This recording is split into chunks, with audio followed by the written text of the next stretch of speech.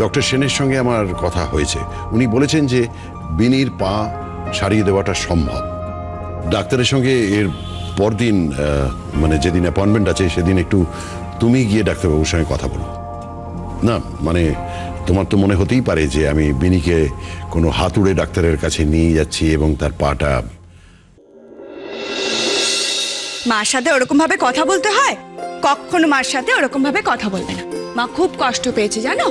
তুমি যেটা করেছো তুমি কিন্তু ভারী অন্যায় করেছো। তাহলে কেউ কিছু দিলে আমি নেবো না, সে তো কষ্ট পাবে না? হ্যাঁ তাই তো, কষ্ট পাবে। তোমাকে যদি কেউ কিছু দেয় তখন তুমি বলবে যে আঙ্কেল আমাকে না ডাক্তার বাইরের খাবার খেতে মানা করেছে। ঠিক আছে, তাহলে তাই করবো। এই তো গুড বয়। তাহলে মাকে সরি বলে দেবে। মা তো এখন শেষদি মাসিকে নিয়েই ব্যস্ত। মেজদি মাসি, শেষদি মাসির পাকে সত্যি সত্যি ঠিক হয়ে যাবে? হ্যাঁ সোনা, ডাক্তার বলেছে তো সব ঠিক হয়ে যাবে। ও বড় মেশন তো আজকে ডাক্তারখানায় নিয়ে গেছিল। বড় মেশন তো দুষ্টু লোক। না গুবলু, কাউকে ওরকম দুষ্টু লোক বলতে নেই। কি কি গল্প হচ্ছে এত? জানো তো রঞ্জা দিদি, বড় মেশন মানে জয়ন্ত বসু গো আজকে ডাক্তারখানায় নিয়ে গেছিল শেষদি মাসিকে নিয়ে। অনেক বড় ডাক্তার। তাই?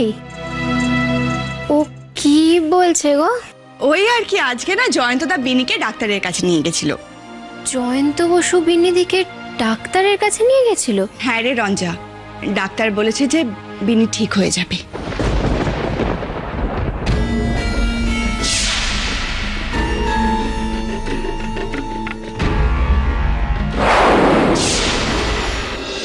নাইনু, আমি এটা ভাবি না রে। শেষদি, শেষদি তুই নিজেও জানিস না যে তুই আমাদের কাছে কি। তোর মনে আছে শেষদি, প্রথম প্রথম আমার শ্বশুর বাড়িতে যখন অশান্তি শুরু হয়, কুবলু তখন সবে পেটে। ভর্তিমার মেজদি বলেছিল নিজের কবর যখন নিজে খুঁড়েছ নিজেই সামলাবে। জানি জানি এই কথাটা ওরা মন থেকে বলেনি, কিন্তু সেই সময় একমাত্র তুই কিভাবে খ্যাপামো শুরু করেছিলি মনে আছে? যে নাইনু তুই এক্ষুনি চলে আয়, তোকে ও বাড়িতে থাকতে হবে না, তুই এখানেই থাকবি। তুই না থাকলে শেষদি আমার সে কথাগুলো আজও আমার মনে আছে।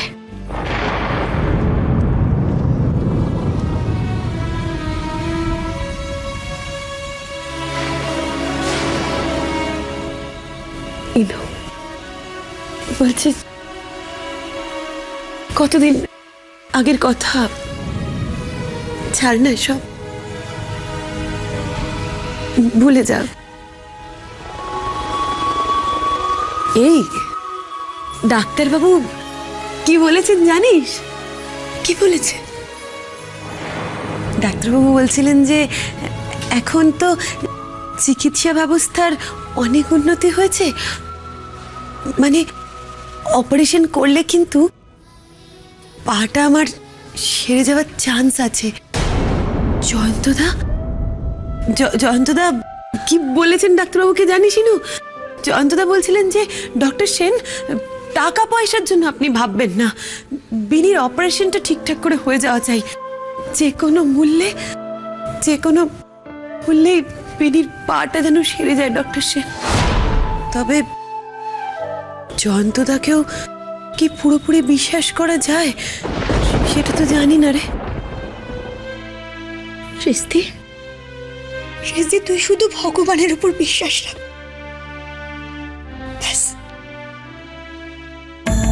সে কি, সেটা তো আমার জন্য একদম ভালো হবে না। বিনিদি যদি জয়ন্ত বসুর প্রতি কৃতজ্ঞ হয়ে পড়ে তাহলে তাহলে তো আমি ভয় দেখালেও আর ভয় পাবে না। কি করব আমি এখন, কি করব?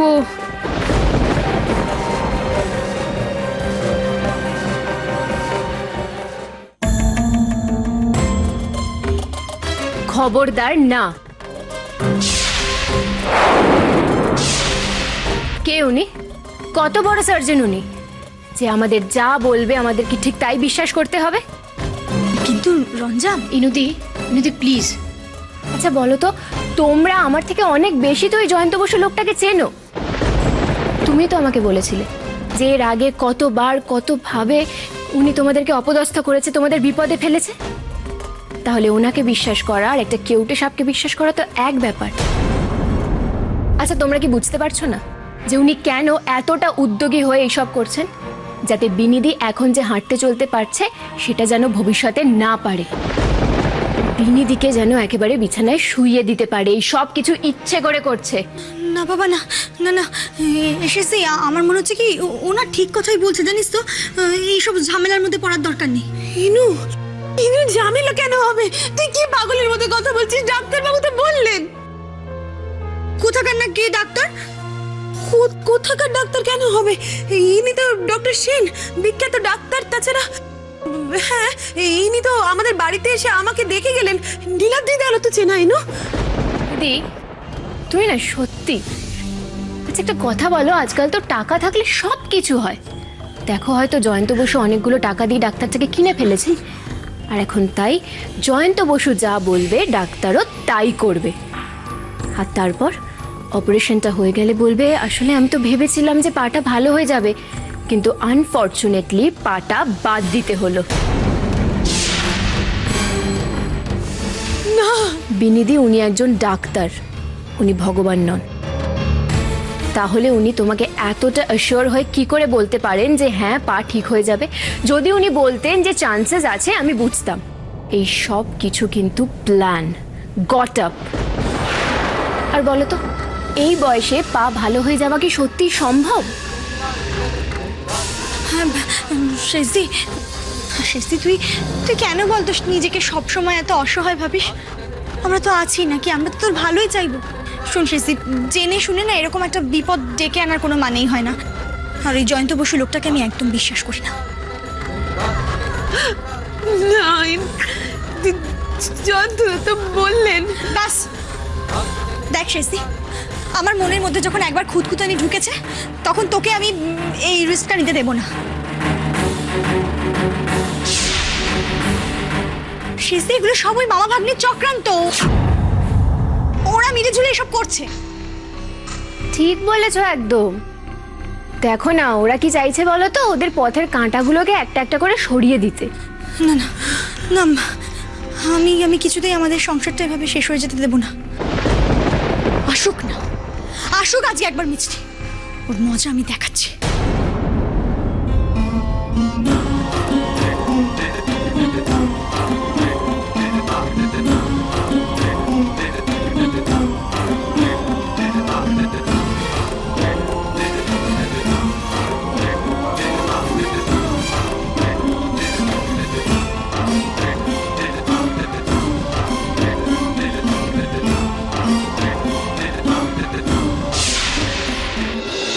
বসুন mister Bose. Thank you madam please. ডাক্তারবাবু, আপনার সঙ্গে আলাপ করিয়ে দিই। ইনি হচ্ছেন সর্বাণী, মানে শ্রাবণীর গার্জেন, ওনার দিদি আর কি। ও আচ্ছা। ডক্টর সেন, যে জন্যে ওনাকে আপনার কাছে নিয়ে আসা, আপনি যদি ওনাকে একটু এই অপারেশনটা একটু ক্লিয়ার করে বুঝিয়ে দেন। ক্লিয়ার মানে মিস্টার বোস, আমি তো আপনাকে বলেছি যে না না, আমি কনভিন্সড, কিন্তু আমি চাইছি আপনি ওনার কাছে একটু ব্যাপারটা ক্লিয়ার করে দিন। মানে এই অপারেশন করলে কতটা কি সম্ভব কি না, এটা যদি ওনাকে একটু বুঝিয়ে বলে দেন তাহলে সেই মতন ওনারা প্রিপেয়ার হতে পারেন। দেখুন, আপনারা তো চিন্তা করছেন কেন? আমি তো বলেছি যে কিওর হবার চান্স 90% আছে। দেখুন ম্যাম, আমি শুধুমাত্র একটা পেশেন্ট বাড়াবার জন্য কথা বলছি না। তবে আমার একটা ব্যাপার ভীষণ খারাপ লাগছে যে ওনার ট্রিটমেন্টটা এতদিন করা হয়নি। কেন করা হয়নি বলুন তো? না না, এটা সত্যি খুব লজ্জার কথা। মানে এটা আমাদেরই দোষ যে আমরা করাতে পারিনি। তাহলে অনেক আগেই উনি সুস্থ হয়ে যেতে পারতেন। সত্যি তাহলে এটা সম্ভব? হ্যাঁ নিশ্চয়ই সম্ভব তো, তাই না ডাক্তারবাবু? বিনির চিকিৎসার যে কোনো রকম চেষ্টা করা হয়নি সেটা কিন্তু ঠিক নয় ডাক্তারবাবু। আমরা একসময় অনেক চেষ্টা করেছিলাম, কিন্তু সফল হয়নি। তাই ভেবে নিয়েছিলাম যে বিনির বোধহয় আর কোনো চিকিৎসা সম্ভবই নয়। দেখুন ম্যাম, আমি কিন্তু আপনাকে মিথ্যে ভরসা বা আশ্বাস যোগাবার জন্য কথা বলছি না। যে কোনো ট্রিটমেন্টের ক্ষেত্রে রিস্ক ফ্যাক্টর 10 to 20% থেকেই যায়। থাকেই তো, অবশ্যই থাকে। দেখো সর্বাণী, রিস্ক তো সব জিনিসেই আছে। বাট আমি আপনাকে একটা কথা বলতে পারি madam, high chances are there patient সম্পূর্ণ সুস্থ হয়ে যেতে পারে। আমাদের দেশে এই চিকিৎসাটা হয়, মানে আমাদের চোখের সামনে। হ্যাঁ, আমি তো তোমায় বললাম তো, দেখেছো। দেখুন ম্যাডাম, মিস্টার বোসের সঙ্গে আমার এই ব্যাপারে কথা হয়েছে অনেক পরে। ইনফ্যাক্ট নীলাদ্রিকেও আমি ব্যাপারটা বলেছিলাম। দেখুন, যেদিন উনি পড়ে যান সেদিন কিন্তু আমি গিয়ে ওনার পায়ের স্ক্যানটার কথা বলেছিলাম। দেখুন, যদি চান্স না থাকতো তাহলে তো আমি ওই স্ক্যানটার কথা বলতামই না। আর ওনার পড়ে যাওয়াটার সঙ্গে এই পায়ের ব্যাপারটা আদৌ রিলেটেড নয়, আমি সে ব্যাপারটা নীলাদ্রিকেও বলেছিলাম। আমার একটা কথা আপনার থেকে জানার ছিল ডাক্তারবাবু। মানে এই অপারেশনে কিরকম খরচ হয়?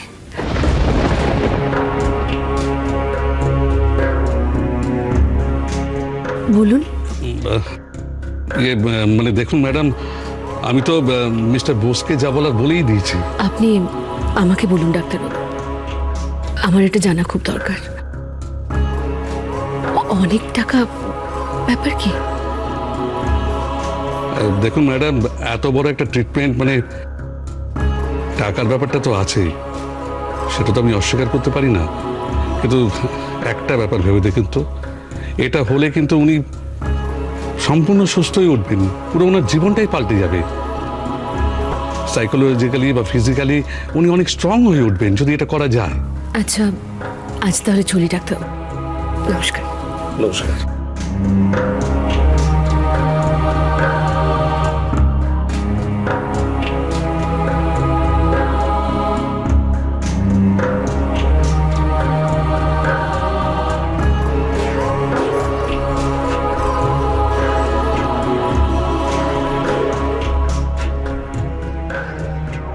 কেঁদো না সর্বাণী। আজ দুঃখে নয়, আনন্দেই চোখে জল এসে যাচ্ছে।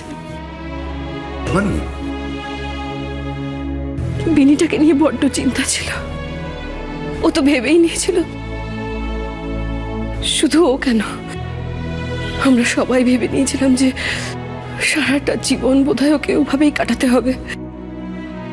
আর এটা ভেবেই কিনা জানি না, ও কিরকম যেন ভিতর ভিতর বদলে যাচ্ছিল। ও সুস্থ হয়ে যাবে, এর থেকে ভালো আর কি হতে পারে। যাক, একটা ওয়ে আউট তো বেরোলো। বিনি একটা নতুন জীবন পাবে। অনেকটা অনেকটা হালকা লাগছে নিজেকে। শুধু একটা চিন্তায়, অতগুলো টাকা জোগাড় করা। ওহ, এই কথা। তুমি অযথা দুশ্চিন্তা করছো, জানো তো। আরে বিনির প্রতি আমার কোনো দায়িত্ব নেই, আমি তো আছি।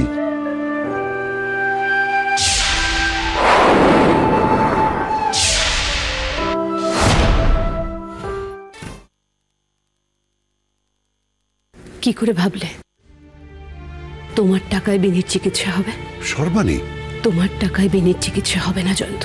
দেখো সর্বাণী, আমাদের মধ্যে যাই হয়ে থাকুক, তার জন্য বাচ্চারা সাফার করবে কেন? তুমি ওদের ডিপ্রাইভ করতে পারো না। এটা তো ছেলে খেলা নয়। সাফার করবে কেন? আমি বিনির চিকিৎসা করাবো জয়ন্ত।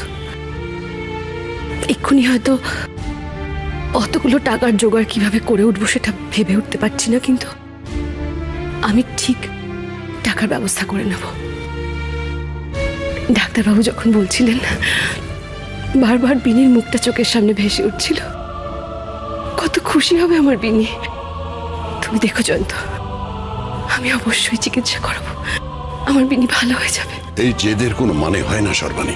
এটা জেদ নয়, আত্মসম্মান।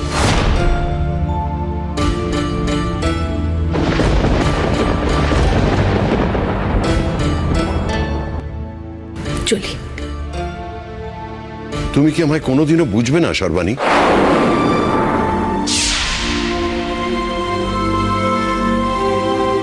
সকাল থেকে ছুটোছুটি করছে মানুষটা, মুখটাও কেমন শুকনো দেখলাম। কিছু খেয়েছে বলেও তো মনে হয় না, জিজ্ঞাসাও করলাম না একবার।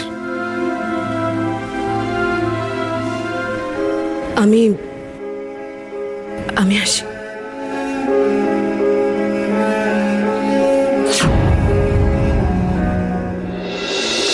জানি না বলে তো তুমি এড়িয়ে যেতে পারো না মিছরি। তোমাকে জবাব দিতেই হবে মিছরি। তোমার মামু এরকম ইনসেনসিটিভের মতন কাজ কি করে করলেন? ছাড় না রঞ্জা, তুই কাকে কি বোঝাচ্ছিস মিষ্টি ভাষায়? ও কি বোঝে যে কি করা উচিত আর কি করা উচিত নয়? ওরা মানুষের পর্যায়ে পড়ে নাকি? ওদের তো ইন্টেনশনটাই খারাপ। এই এই কি দেখছো আমার দিকে? কি দেখছো? কোথাকার কোন হাতুড়ে ডাক্তার তার কাছে নিয়ে গিয়ে বলছে পা ভালো হয়ে যাবে। সত্যি তো। আচ্ছা বলো, এত বছর ধরে কি ওরা বিনিদিকে ফেলে রেখেছিল, চিকিৎসা করায়নি? সবাই তো বলেছে, সব ডাক্তার বলেছে যে বিনিদি ভালো হতে পারে না, আর উনি কোথাকার কোন বড় ডাক্তার এলেন, বলে দিলেন বিনিদি হাঁটতে পারবে, চলতে পারবে, দৌড়তে পারবে। দেখো রঞ্জা, আমি তো এখান থেকে বুঝতে পারছি না মামু কার কাছে নিয়ে গেছিল, তিনি কি বলেছেন, আর এসব বলে আমাকে কি লাভ হচ্ছে? মিছরি, বর্তিমা, চল আমার সাথে আমার ঘরে। এই তো এবার সাবুদি ফর্মে, নিশ্চয়ই জয়ন্ত বসুর সঙ্গে ঝামেলা করে এসেছে, আর এখন মিছরির ঘাড় মটকাবে। কি হয়েছে আমাকে বলো। এত বড় সাহস!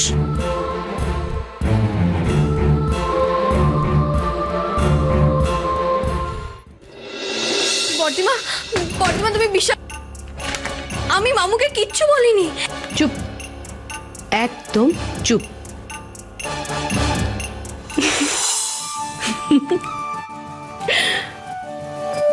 বর্তিমা তুমি,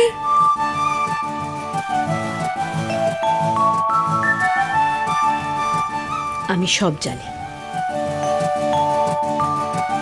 কিন্তু তোর আর আমার সম্পর্কটা যে স্বাভাবিক, এটা রঞ্জাকে বুঝতে দিলে চলবে না। কেন বর্তিমা?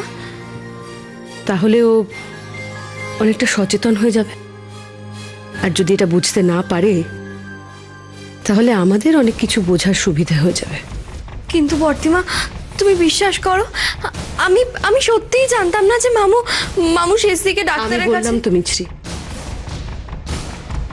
আমি সবটাই জানি, কারণ বিনির খোঁজ করতে আমি ও বাড়ি গেছিলাম। কি? শুধু তাই নয়, তোর মামুর অফিসেও গেছিলাম। বর্তিমা তাহলে মামু, তাহলে কি? কি তাহলে? একটা গুন্ডা, বদমাইশ, বাজে লোক যা করে তার থেকে বেশি আর তোমার মামুর কাছ থেকে কি আশা করা যায় বলো? মামু তাহলে তোমার সবটা বলেছে? সবটা। আর তোর মামুর সঙ্গে আমি বিনির ডাক্তারের কাছেও গেছিলাম। বিনিটা ভালো হয়ে যাবে জানিস। তবে একটা কথা মিছরি, একটা কথা কিন্তু আমি পরিষ্কার করে বলে দিতে চাই, বিনির চিকিৎসার ব্যাপারে এর বেশি কোনো সাহায্য আমি তোমার মামুর কাছ থেকে নেব না।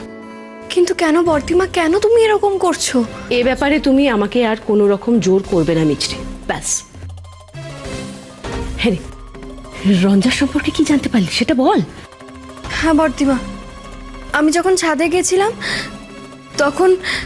তখন আমি আড়ি পেতে শুনলাম যে ও একটা ছেলের সঙ্গে কথা বলছিল। তারপর আমি ফলো করে গিয়ে দেখতে পারলাম ও ও একটা ছেলের সঙ্গে দেখা করেছে। ছেলের সঙ্গে? কি কথা হলো, কিছু জানতে পারলি? হ্যাঁ বর্তিমা, রঞ্জা খুব সাংঘাতিক একটা মেয়ে। এই শোন, সব কিছুর জন্য না একটু টাইম লাগে। আরে বাবা, ও শাদিশুদা লড়কা है, সব লিগ্যাল প্রসিডিওর্স মিটবে, তারপর না কিছু হতে পারবে। ও মাস্টার্সে এন্ট্রি নিয়েছে, অমিতদের গ্যাংয়ের মেয়ে। এসব কি বলছিস কি তুই মিছরি? হ্যাঁ বর্তিমা, রঞ্জার আর একটা ব্যাপার জানতে পারলে তো তুমি। কি কি বল? বর্দিমা রঞ্জা বিবাহিতা, পালিয়ে গিয়ে ছোটবেলায় বিয়ে করেছিল। কি? হ্যাঁ বর্দিমা, কিন্তু বর্দিমা আমাদের এখনই ওর উপর চার্জ করলে চলবে না। আমি তো ওকে বর্দিমা সবার আগে আমাদের একটা প্রমাণ জোগাড় করতে হবে। কিন্তু প্রমাণ কি করে জোগাড় করবে মিছরি? ওই মেয়েটির সব খবর আমার দরকার, ইমিডিয়েট। ঠিক আছে স্যার। আর কাজটা আপনাকে দিলাম, দায়িত্বটা আপনার লোক দিয়ে করাবেন না। মিছরি চুপ করে রইলি কেন মা? বল।